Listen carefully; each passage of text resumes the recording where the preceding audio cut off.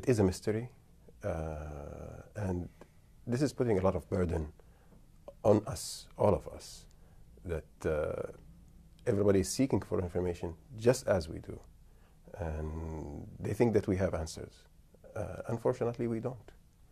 Abdullah, we've heard from the Turkish government that have said that they believe that your father walked into the consulate, that he was choked, that he was then killed. From the Saudi government, we understand that he was killed.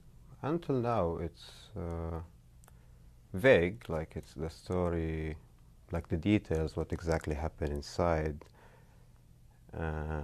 As you know, how is the media, Twitter, TV stations, everybody's telling a different story.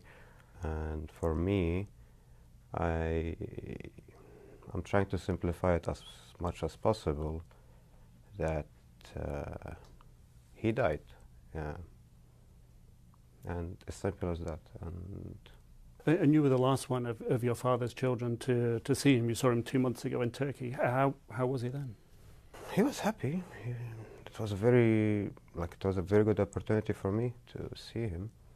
We hung out around Istanbul. We had fun, and I think I was really lucky to have that last moment with him. How has all this been on your family, on your mother and your sisters? It's difficult. Like, it's not easy, especially when the story gets this big.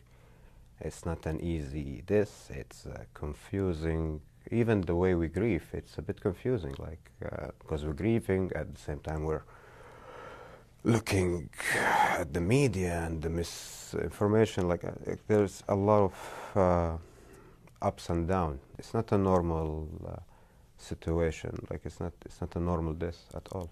All what we want right now is to bury him in Al-Baqiyah, within Medina, with the rest of his family. In Saudi Arabia? In Saudi Arabia, yes. I talked about that with the Saudi authorities, and I just hope that it happens soon. But you need to somebody needs to find his body. Yes. I believe that the search is ongoing, and I'm really hopeful about that. But what do you place your hope in? It's an Islamic tradition.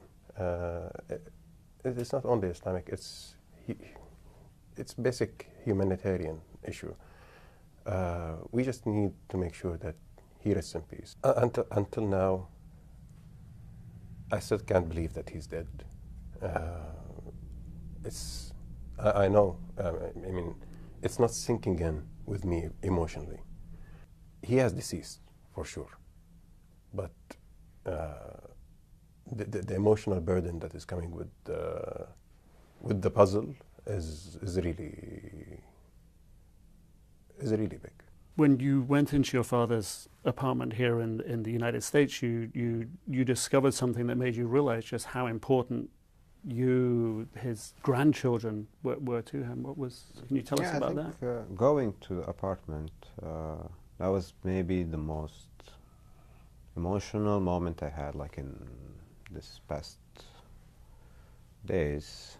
This picture especially, it was next to his bedstand, next to his bed, and his grandchildren, and that's the last thing he looked at before he goes to bed. It's that thing shocked me, like, not shocked, but it's just, it showed a side, not a new, but it put an emphasis on his gentle, tender side of loving his family, his grandkids, and the last thing he would see at night was his grandchildren, and he put that there so he would see it.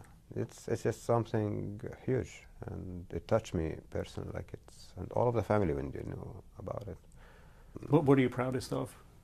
He's always said the truth, like, basic human, just a good person, as simple as that. And he was very brave. He was always out there. Like, for me, he was like a rock and roll star as a journalist. Like, because he was sort of pushing the system a bit. Yeah, and he's always pushing. He was always Yeah, he's brave. There have been people who've been trying to sort of create a different impression about him, a different legacy, allegations that he was sort of supported the Muslim Brotherhood. I don't believe so. Can Abdullah, you can shed a light on that. I used to tease him also. Like the last time when I met him in Turkey, I used to tease him like, oh, I read this on Twitter, like they're saying you're Muslim Brotherhood. Where is your beard? Where is something? And he laughs and he goes in details. I'm not Muslim Brotherhood because of this, and like, I just and he hear. said that to you? Yeah, and it's just labels, or it's just people not doing their homework properly and reading his article, going in depths. So it's just easier for them just to stick a label on him, like, oh, you're something, you're that, you're that, you're that. Can you tell us about that meeting with the Crown Prince and the King?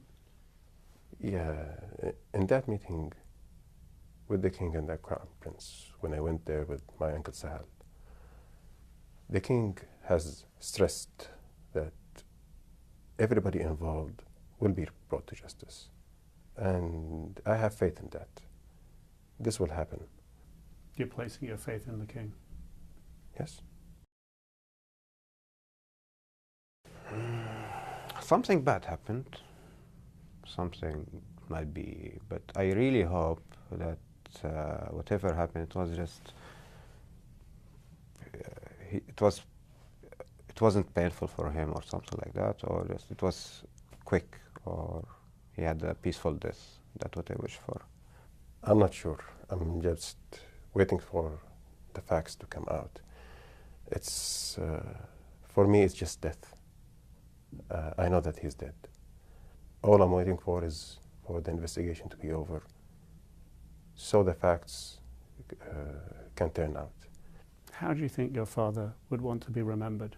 As a moderate man who has common values with everyone, genuine and honest, a man who loved his country, who believed so much in it and its potential.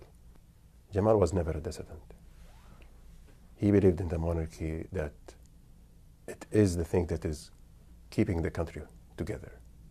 And he believed in the transformation that it is going through. And that's how he should be remembered.